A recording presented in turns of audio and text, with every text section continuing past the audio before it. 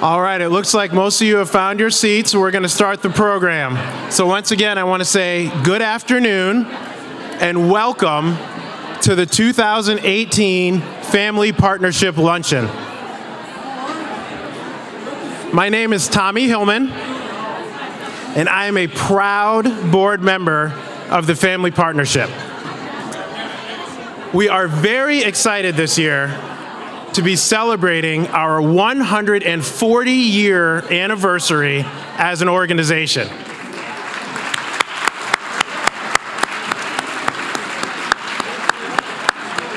140 years. It's amazing to me that we have been helping families in the Minneapolis community all the way back to 1878. So back then, thank you. Back then, we started out as the Minneapolis Humane Society. Our goal, very fittingly, was to close the gap in services provided to children in the community. While we've gone through some name and program changes over the years, our primary goal of helping disenfranchised children and families reach their full potential has always been the hallmark of our organization. One of the main reasons that I have so much personal passion for the Family Partnership is because of our mission to help and strengthen families in need, especially those that lack the resources to find this help on their own. And as I look at the challenges that many families in our Minneapolis communities are facing today, like increasing poverty, like lack of access to critical mental health services, and lack of access to early childhood education resources, it reminds me that the Family Partnership is needed now more than ever before. I'm always saddened to witness the number of children in our communities across the country that experience mental health crisis. And unfortunately, we see the evidence of this through senseless tragedies like school shootings and teen suicides. The Family Partnership is a pioneer in understanding how adverse childhood experiences impact mental health at critical stages of development in our youth. It's just a simple and understandable fact that a child that lives in poverty or has a parent that might have alcohol or chemical dependency issues is just going to face a different set of challenges than a lot of their peers in school. I was very fortunate myself to experience a childhood where I was raised by two supportive parents who were focused on making sure that I received educational opportunities that they themselves were not afforded. As fortunate as I was, I do remember feeling challenged by the fact that I wasn't as financially secure as a lot of my peers. I was the one spending time in the bursar office looking for loans so I could make it to the next semester or trying to find a job to secure my education going forward. And that was a challenge for me. But at the end of the day, I had a supportive family unit that I could fall back on to help me through those difficult times. Now, my challenges were really minor compared to a lot of the challenges that the youth in our communities are facing today. And that makes me so happy that we have an organization like the Family Partnership that can be there in a position to support those in need. Now, as Minnesotans, we really don't like to spend time patting ourselves on the back too much. It's not in our nature. But I do think it's worth taking a moment to recognize that the Family Partnership has helped over 1 million families, most of which, thank you, yes.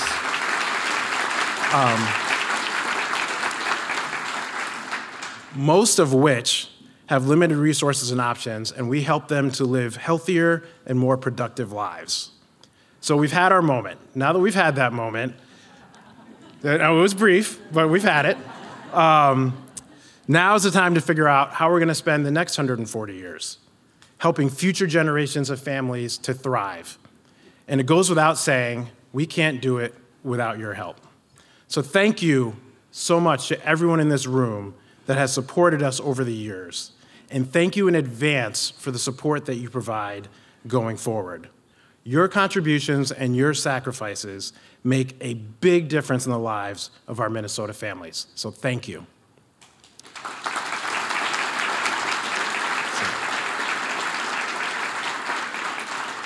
So with that, I want to invite you to enjoy your lunch and enjoy your conversations. We'll resume the program momentarily. Thank you. Good afternoon and happy May Day.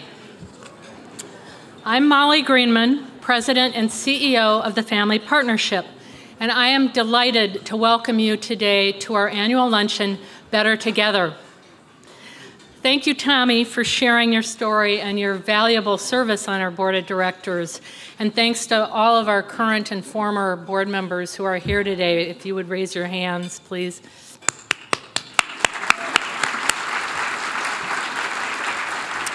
And if you're here for the first time, raise your hand. Wow, welcome, welcome, welcome.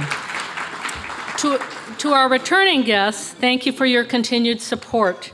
We can really only do this important work with your support and partnership. And thank you to our sponsors who underwrite this event.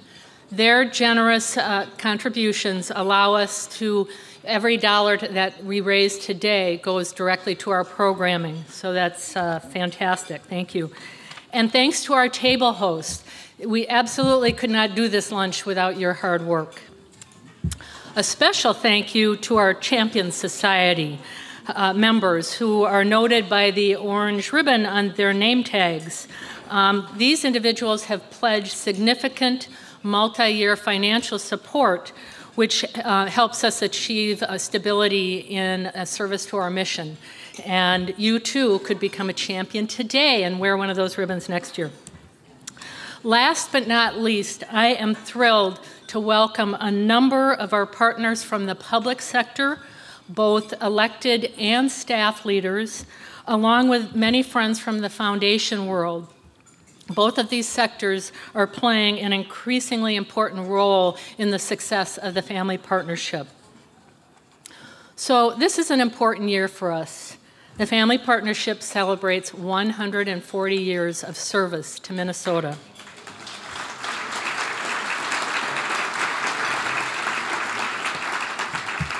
Very few organizations, nonprofit or for-profit, reach the century mark, let alone 140 years. For 5 generations of Minnesota families, we have been working to help build pathways to prosperity and well-being. And though I never want the Family Partnership to rest on our laurels, I would be remiss if I didn't recognize this milestone. We were founded in 1878, when Minneapolis was experiencing dramatic industrialization and urbanization, and along with that contributed an increase in poverty, homelessness, and abandoned children. And we've been caring and advocating for kids and families ever since. I recently reread the history book that we published for our 125th anniversary. It is truly inspiring to read about the services that we developed in an era that was just beginning to understand the role of public health and social services, and the advocacy that we did back then to get the city and county and state to act on behalf of all children and families. What was obvious to our founders and the leaders who followed them was the need for collaboration and partnership. Just like the environment we're working in today, success comes from working together to identify problems and develop solutions and serve our neighbors who are most in need. Along the way, the Family Partnership was instrumental in creating organizations as important as Legal Aid, the U of M School of Social Work, Outfront Minnesota, the Cadre Project, and the Alliance for Strong Families and Communities. And our leadership in passing Minnesota's safe harbor laws is known to many, as Minnesota now leads the nation in protecting victims of sex trafficking. That is great.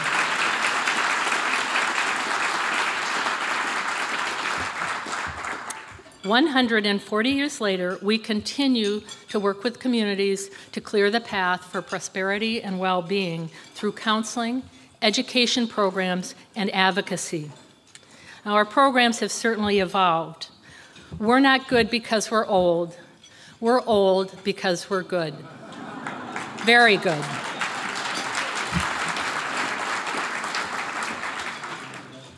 And today, we fulfill our mission using a 2-generation approach throughout our 3 core program areas. 2Gen, as it is called, is an intentional approach to programming to create opportunities for children and their parents or caregivers together. Based upon solid research, 2Gen fits perfectly with our age-old belief that strong families, whatever their form, are the foundation for strong communities. So we ask ourselves, how can we best help families overcome the generational cycle of toxic stress and trauma created by abuse, neglect, addiction, and mental illness? By offering affordable mental health counseling wherever and whenever it is needed, in schools, community sites, and homes. How can we better support children to be ready for school success? By working closely with both generations, providing a high-quality curriculum and developmental therapies to the child, and supporting parents through personal coaching to help them sustain their child's educational progress at home. And how can we create stability and lessen vulnerability for women and children who are victims of sex trafficking? By not only offering support and advocacy, but also aiding survivors in reaching their educational and employment goals to give them the best chance to permanently escape sex trafficking, and working to ensure a better future for their children, breaking the cycle of exploitation for good. The impact we have on communities we serve is significant. 76% of participants in our program for victims of sex trafficking successfully escape.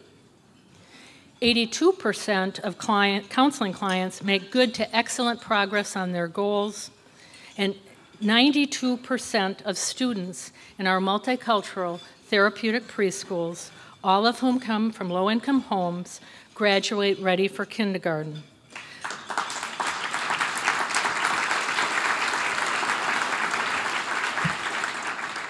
That's what I call closing the achievement gap. I am excited to have Jennifer Jones here with us today. She is a national thought leader and advisor on some of the most critical issues that affect the well-being of children and families, like behavioral health, trauma-informed practice, and family stability. Jennifer currently serves as the director of the Change in Mind Institute at the Alliance for Strong Families and Communities. The Family Partnership was chosen as one of only 10 organizations across the United States to work on the Alliance's Change in Mind initiative, which promotes using neuroscience in programming and advocating for its use in public policy development in order to revitalize communities. The Alliance for Strong Families and Communities is a national network of more than 400 high-impact human-serving organizations that share a common vision of creating a healthy and equitable society. This work is so important, and in my new role as chair of the board for the Alliance, I am committed to championing change in Minneapolis, in Minnesota, and across the country.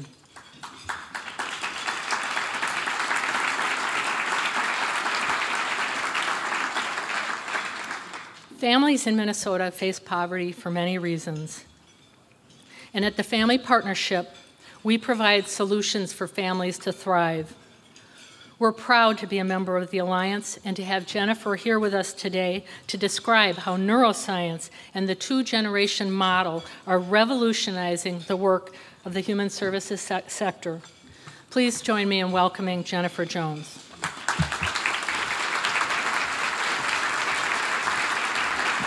Thank you, Molly, for that very kind introduction. It is such a pleasure to be here with you all today for your annual luncheon, and certainly as you celebrate 140 years of service to children, youth, adults, and families throughout Minnesota.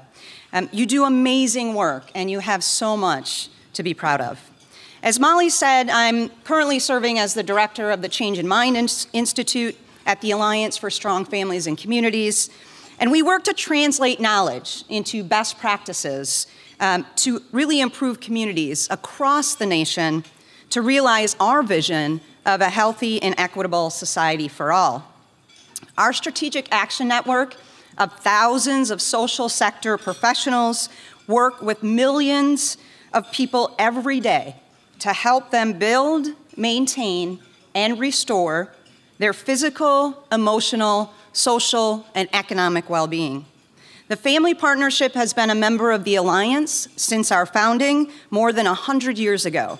I have not been with the Alliance for 100 years, but. And as Molly mentioned, she currently serves as the chair of our board. So when I was asked to speak with you today, I certainly had to say yes. As Molly also mentioned, the Family Partnership was one of 15 organizations that participated in the Change in Mind initiative. 10 were here in the United States, as Molly mentioned, and 5 in Alberta, Canada. For the past 2 years, I've really had the honor and the privilege to work closely with the Family Partnership team, and I have learned so much from them as they work to infuse, align, and accelerate the brain science research across their organizations. I would like to take a moment to specifically acknowledge John Till for his passion, his innovative ideas, and his valuable contribution to the Change in Mind cohort. John, wherever you are, thank you. So the Change in Mind initiative, with support from the Robert Wood Johnson Foundation and in partnership with the Alberta Family Wellness Initiative in Canada, really worked to transform the way our systems and our policies interact with children, families, and communities based on the latest advances in the neurosciences. An explosion of research over the past 2 decades have shown that experiences, both positive and negative, greatly influence the architecture of a child's developing brain and their subsequent emotional, cognitive, social, and neurobiological functioning. Specifically, the Adverse Childhood Experiences Study, or what we know as the ACEs study, showed us that ACEs, like child abuse and neglect, are common. They're highly interrelated, they're cumulative, and they're strongly correlated with poor health and well-being outcomes. In fact, the more ACEs you have, the higher your risk for just about every social, behavioral, and physical health problem. In fact, ACEs are the leading determinant of public health spending in our country today. In addition, mounting research from the neurosciences and psychology tell us that there's a set of underlying core capabilities that we all need in order to manage life, work, and to parent effectively. These include our ability to focus, to cope, to interact with each other in healthy and productive ways, and scientists have named these capabilities self-regulation and executive functioning skills. In a recent issue of the American Academy of Pediatrics Journal, researchers reported that parental exposure to adverse childhood experiences can negatively impact child development in multiple domains, including problem solving, communication, and social and motor skills. This research really enforces and reinforces the need for 2-generational approaches in working with children and families, especially those who have experienced adversity or are living in adverse conditions. Change in Mind set the stage for the cutting-edge work that the Family Partnership has identified as the focus of their organization today. I'd like to take a moment to highlight a few examples. The Family Partnership is measuring the ACEs scores of their clients, and they have learned that 92% of their clients have 1 or more ACEs compared to 55% of Minnesotans. Similarly, 57% of their clients have 4 or more ACEs compared to 24% of Minnesotans. And in the original ACEs study, in 1995 through 97, 12% had 4 or more ACEs.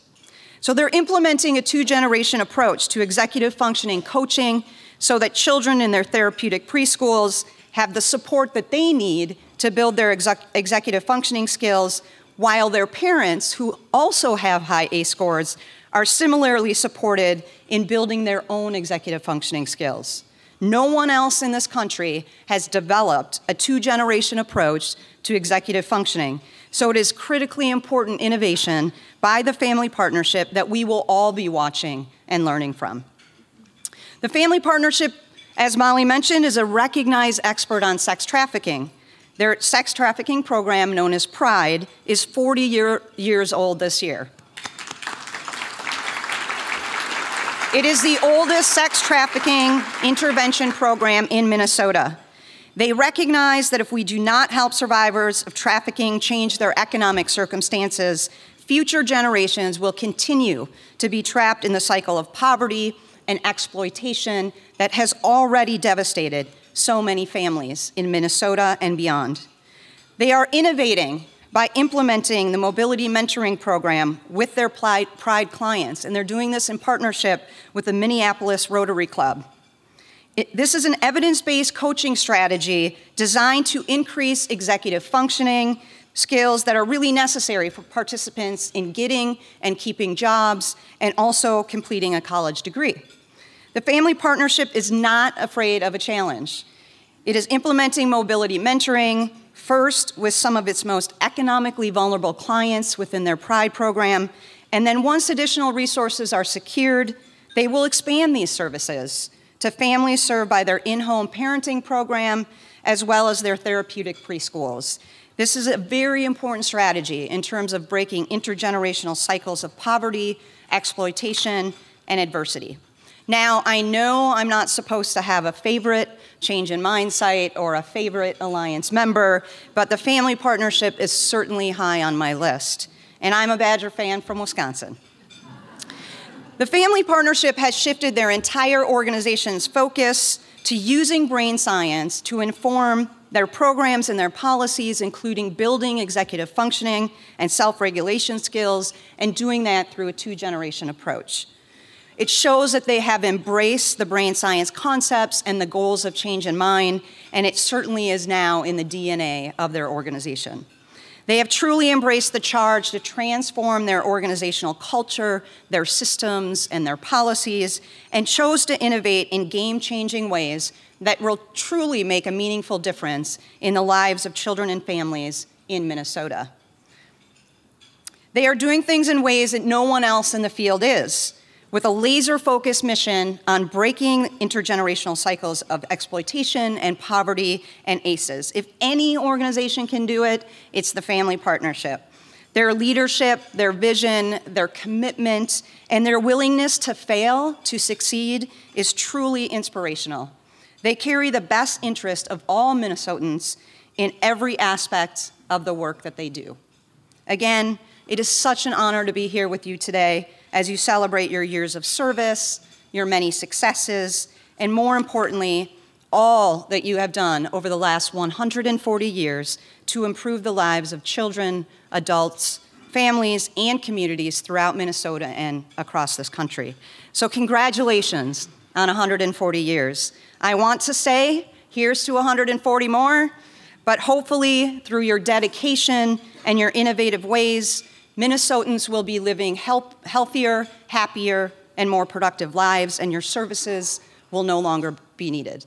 But until that day, I look forward to learning from you and working together to create new and innovative ways to generate sustainable and meaningful change in your state and across America, because we are indeed better together. Thank you.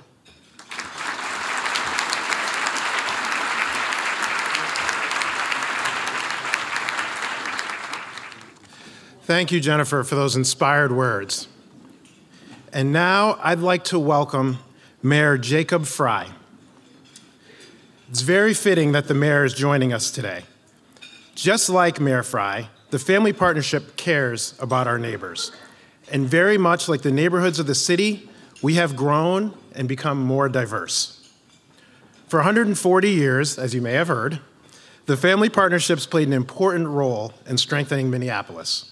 Last year, we served 30,000 people, helping children and their parents to access high-quality preschools and early childhood care, providing comprehensive mental health services to people at all stages of life, people who would otherwise lack access to mental health care due to their limited income, adequate health insurance, and other barriers, and providing direct services for healing and empowerment to survivors of sex trafficking so that they can rebuild their lives. We are proud to partner with the mayor to create a sense of community and help each and every child and family to reach their full potential. So without further ado, it's my honor and privilege to introduce Mayor Jacob Fry.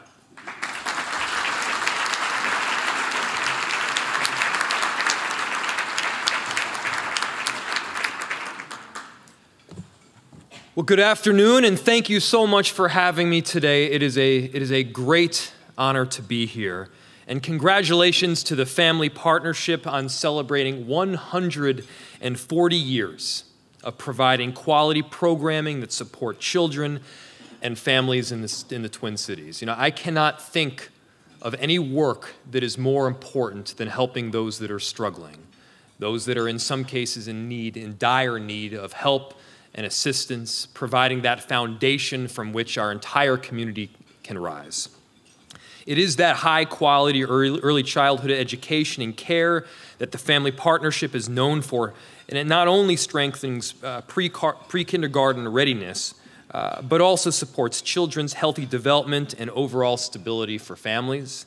Its programming and services offered by the Family Partnership are an integral part of the health and the social service safety net that families and individuals need. And without them, undoubtedly, we would see a diminished quality of life in our communities. And so thank you so much to everyone, the amazing staff, the board members and partners who contribute time, care, and effort to make the Family Partnership what it is today. Your dedication and work is invaluable, and I can say, and I speak on behalf of the entire city of Minneapolis, that we are behind you 150%.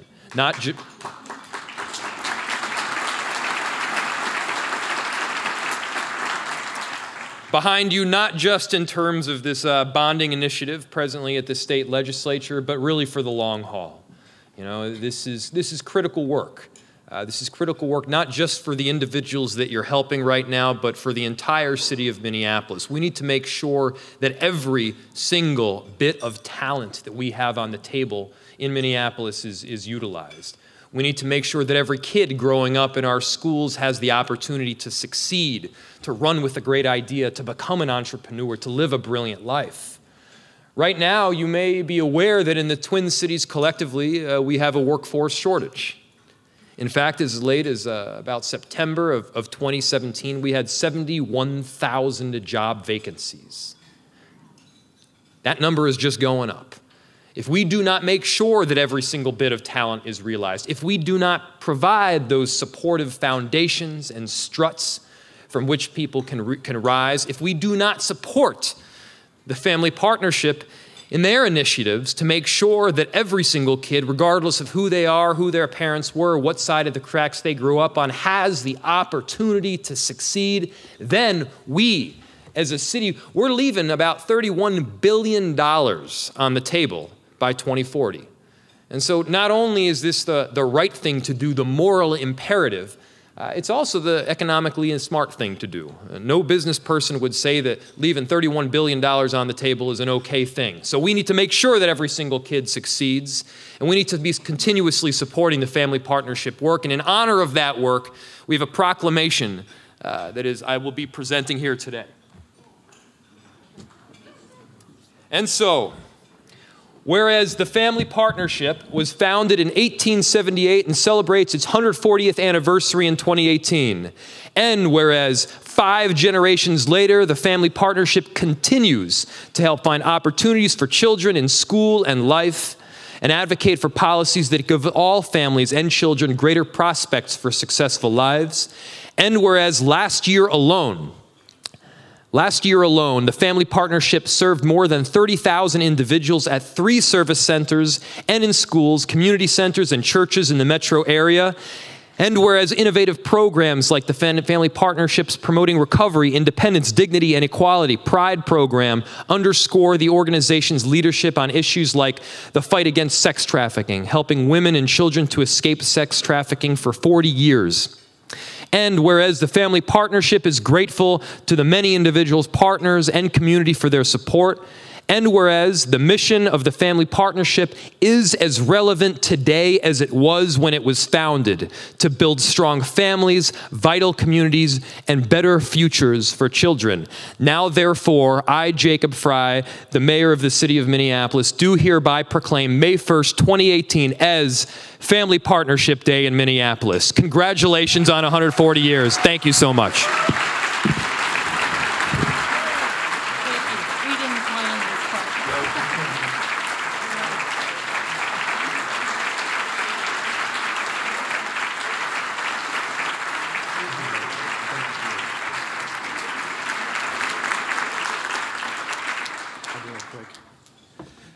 All right, now it's time for all of our favorite part of the program. So without further ado, let me introduce some of the youth from music therapy class, or as we like to call them, the Family Partnership Choir.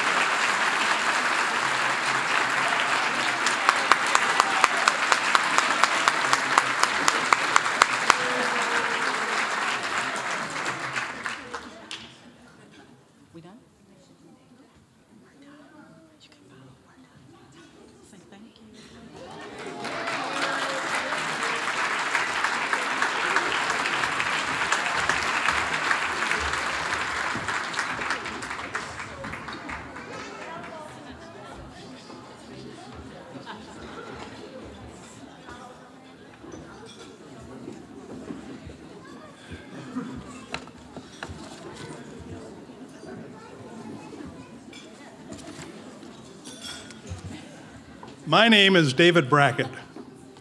I'm a board member emeritus of the Family Partnership. I missed a page here, bear with me. Today's theme, in honor of our 140th anniversary, is generations. And my family has been involved with the Family Partnership for generations. Indeed, my great-grandfather, George, along with a few visionary leaders of Minneapolis, founded the Family Partnership, you've heard, in 1878.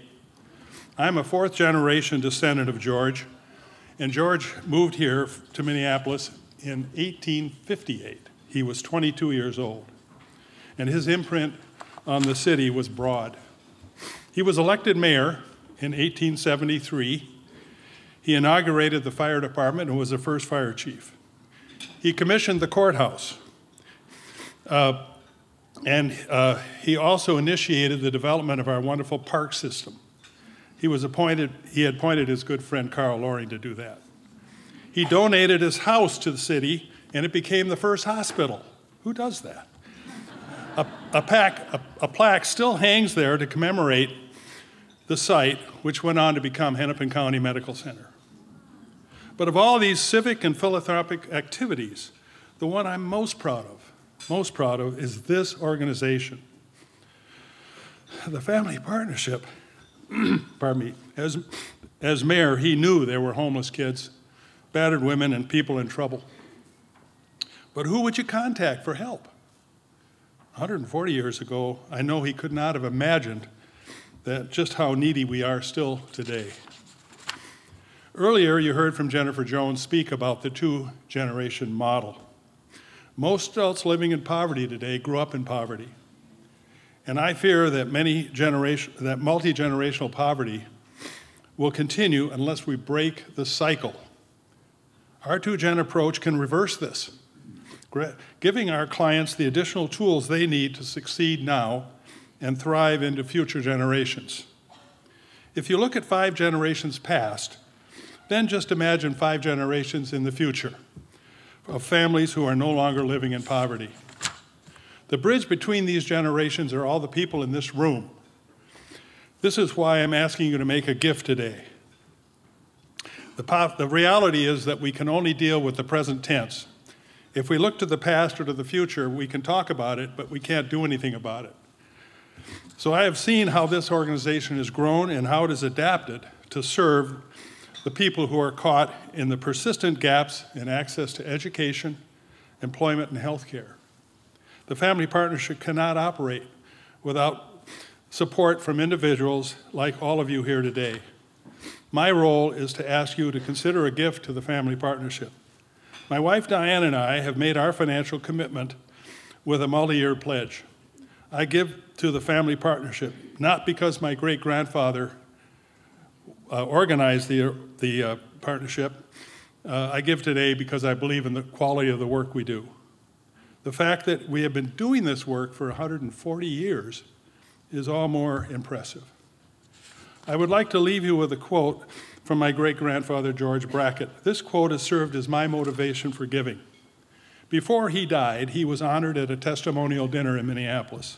You know the kind where friends get together and tell you how wonderful you are. He closed his comments, and it's hard for me to say because I get a little bit choked, but even now, he closed his comments with, "All that I earned, I spent. All that I saved, I lost. And all that I gave away, I still have." Isn't this what we are all about and to aspire to? I know I can't take it with me.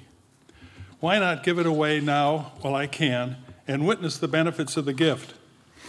I do want to echo Molly in thanking our table hosts for helping introduce the mission to many more people in this room.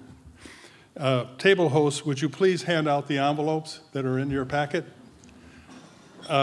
And to each of you, our guests, thank you for spending an hour with us. Thank you for your confidence in our ability to impact lasting and meaningful changes in our community. God bless.